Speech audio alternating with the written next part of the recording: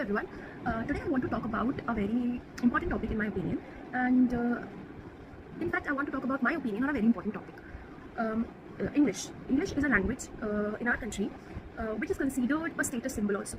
For example, rather than considering it as a skill or simply a language, we consider English speaking especially as something which elevates our status in the society, makes us seem more intelligent than others, and also it even can take you places, it is seen.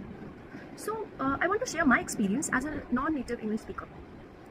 हम लोग बचपन में जब पढ़ते हैं तो हमें 5-6 subjects होते हैं ज़्यादातर, लेकिन उनमें से हमेशा हम किसी ना किसी 1 या 2 सब्जेक्ट्स की तरफ ज़्यादा इंक्लाइन होते हैं. तो मैं कभी भी साइंस या मैथ्स की तरफ नहीं इंक्लाइन नहीं थी. साइंस तब भी ठीक थी, लेकिन मैथ्स वगैरह नहीं अच्छे लगते थे, और मैथ्स नहीं अच्छा लगता था. और उसके अलावा इंग्लिश और हिंदी अच्छे लगते थे. उसमें इंग्लिश ज़्यादा अच्छी लगती थी क्योंकि लगती है. उसका कोई रीज़न नहीं था. आप 4वीं-5वीं के बच्चे को इतना आइडिया नहीं होता, और ना ही मैं कभी ऐसे स्कूल में गई यहाँ पे हमेशा इंग्लिश बोलने वाला जो इन्वायरमेंट होता है वो नहीं था. स्टैंडर्ड CBSE स्कूल था, और वहाँ पे बोला जाता था कि speak in English, otherwise don't speak at all. तो उस टाइम पे बच्चे चुप हो जाते थे, लेकिन समाव तभी वो शोर मचा लेते थे.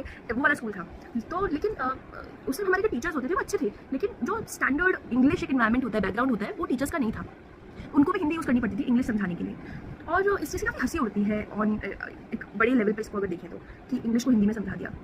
एंड पहले मैं अपनी बात कहूँगी तो इंग्लिश से मुझे अच्छी लगती थी. तो जैसे कि ग्रामर के क्वेश्चंस, एक्टिव पैसिव, वो मैं जल्दी कर लेती थी कई बच्चों से. जैसे मैथ्स के सम कई बच्चे कर लेते हैं वैसे.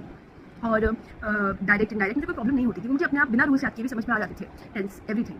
और एक नेचुरल जो इंक्लिनेशन होता है. लेकिन धीरे धीरे जैसे जैसे मैं बड़ी हुई, और मुझे बड़ी होना इन द सेंस कि 5th-6 में पहुँचते मैं समझ में आता है कि अगर कोई फ्लुएंट इंग्लिश बोल रहा है, या टीवी पे भी किसी को फ्लुएंट इंग्लिश बोलते हुए हमने देख लिया, तो हमको लगता था कि वो बहुत इंटेलिजेंट है, या फिर हम उससे इंफीरियर है. हमें झेप लगने लग जाती थी कि ये मेरी उम्र का बच्चा है या बच्ची है. डेरिक ओब्रायन का उस टाइम हुआ था बॉर्नविटा क्विज कॉन्टेस्ट, तो उसमें काफ़ी अच्छे स्कूल के बच्चे आते थे, तो वो इंग्लिश काफ़ी अच्छी बोलते थे. तो उससे मतलब कि ये भी हमारी उम्र के हैं, इतनी अच्छी इंग्लिश कैसे बोल लेते हैं. एंड वहाँ से ये समझ में आता है कि हम अगर कोई मैथ्स कर लेता है तो ठीक है, मुझे बोलेंगे कि वो जीनियस है, या फिर कोई सोशल साइंस में बहुत अच्छा है. तो हाँ, ऑब्वियसली जिस टाइप का एजुकेशन सिस्टम है और हमारी फैमिलीज़ में जो स्टैंडर्ड इंग्लिश इंडियन अपब्रिंगिंग होती है, उसमें ये होता है कि अगर कोई बच्चा पढ़ने में बहुत अच्छा है तो उससे कंपैरिजन ज़रूर होता है. लेकिन अगर किसी की इंग्लिश अच्छी है तो माँ बाप के बिना कंपैरिजन किए हुए ही जो सामने सुनने वाला है, भले वो छोटा बच्चा है, उसे लगता है कि वो कहीं ना कहीं इंफीरियर है सामने वाले से, क्योंकि उस लैंग्वेज को एलिवेट बहुत ज़्यादा किया गया है, of course because of the colonial mindset. ये बहुत पुरानी डिबेट है, लेकिन एट द सेम टाइम मैं ये बोल रही हूँ. लेकिन बाहर जाके जब मैं अच्छी इंग्लिश बोलती हूँ तो वो इतना डीपली रूटेड है कि मेरे अंदर भी एक तरह का जो घमंड बोलते हैं वो मैं महसूस करती हूँ कि देखो मैं इंग्लिश अच्छी बोल रही हूँ, मेरा इंप्रेशन कितना अच्छा पड़ रहा है. लेकिन हम जो बीच की जो एक तरह से दरारें होती हैं, I want to share that कि क्योंकि मैंने कभी इंग्लिश किसी को फ्लुएंटली, और उसके जो कठिन वर्ड्स होते हैं जो कि नॉर्मली हम नहीं सुनते, वो कभी किसी को ऐसे प्रोनाउंस करते हुए देखा, क्योंकि मेरा फैमिली बैकग्राउंड भी हिंदी है, और प्रोनाउंस करते हुए नहीं देखा मैंने किसी को. जैसे फॉर एग्जाम्पल जो हमारे ग्रेजुएशन में पोएम में एक वर्ड आया ज़ेफर, उसकी स्पेलिंग होती है ZEPHYR. तो एक स्टैंडर्ड जो हमें इंग्लिश के जो बेसिक्स होते हैं उसमें जब वाई लगता है तो उस साउंड को आई पढ़ते हैं. तो मैं से काफ़ी टाइम तक ज़ेफायर पढ़ती थी अपने लेवल पे, और बाई चांस ऐसा हुआ कि किसी टीचर ने भी उस चीज़ को करेक्ट नहीं किया, या फिर मैंने कभी क्लास में वो उस तरह से मतलब मिस हो गया मुझसे. फिर मैं एक दिन सारा भाई देख रही थी, और उसमें जो एक कैरेक्टर और माया साराभाई क्रॉसवर्ड खेल रही होती है, और वो उसी वर्ड को ज़ेफर बोला उसने. और मैंने जब देखा कि वो वर्ड वही स्पेल्ड है, वर्ड मुझे पता है, सुनने में नहीं पता लेकिन मुझे देखने में पता है, तो मुझे शेम फील हुआ कि अच्छा मैं इंग्लिश की ग्रेजुएट बनती हूँ, मैं पोस्ट ग्रेजुएट बनती हूँ, लेकिन मुझे इतना सा नहीं पता. और हाँ, मेरी ग्रामर हमेशा बहुत अच्छी थी, लेकिन एक लंबे टाइम तक मैं ग्रामर की स्पेलिंग में ER लगा देती थी ज़्यादा टाइम. तो इन सब चीज़ों की तो शर्म बिठाई जाती है अंदर कि आप तो अच्छी, लेकिन उस चीज़ से ये चीज़ तो क्रॉस नहीं हुई ना कि मेरी ग्रामर के ज़्यादातर सवाल मैं सही कर लेती हूँ, या फिर मुझे पोइट्री को अप्रिशिएट करना अच्छा लगता है.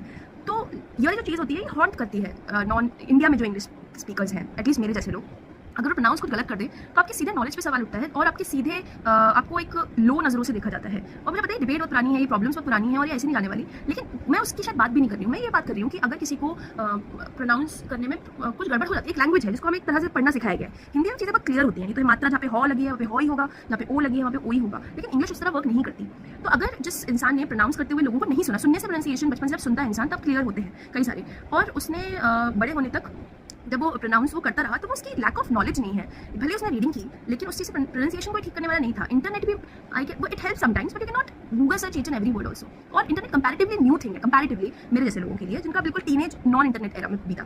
फिर और वो जो एक लाइव किसी का बोलना अलग होता है कंटेक्स्ट के साथ, और एक वर्ड को पर्टिकुलरली सर्च करना बहुत अलग होता है मुझे लगता है.